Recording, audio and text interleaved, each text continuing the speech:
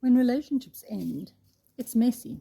No matter who you are, no matter what the circumstances around it were, it's messy.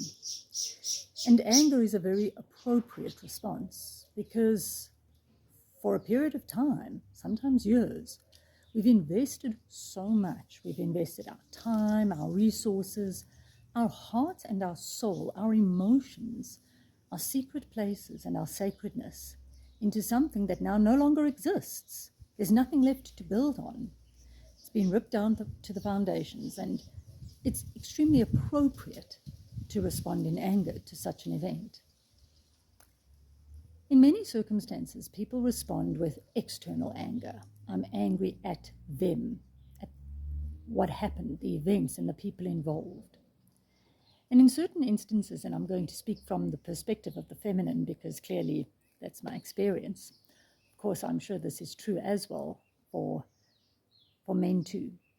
Yet it seems to dominate the feminine experience that the anger gets turned inwards. We're not angry at them. We're angry at ourselves. We're angry at ourselves for having trusted. We're angry at ourselves for having believed. We're angry at ourselves for having been vulnerable and opened our hearts, opened our homes. We're angry at ourselves for having invested and having hoped. We're angry at ourselves for being gullible and stupid. If I had seen the signs earlier, I should have known. How could I have been so stupid? So watch what happens.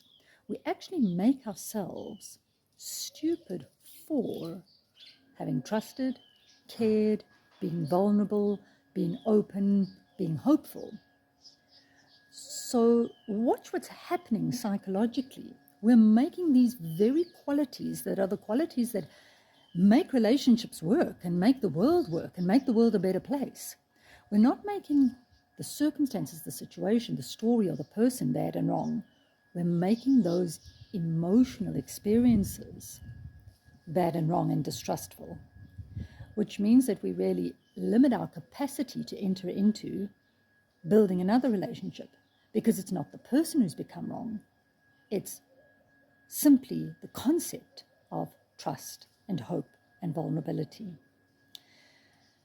So this thing becomes quite a quagmire and a trauma-based experience. How do we shift that?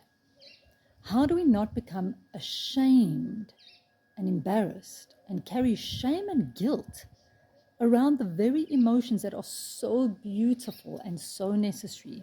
Why is it that we become ashamed of who we are as lovers, as people, as women? We become ashamed of carrying those very emotions that make us precious.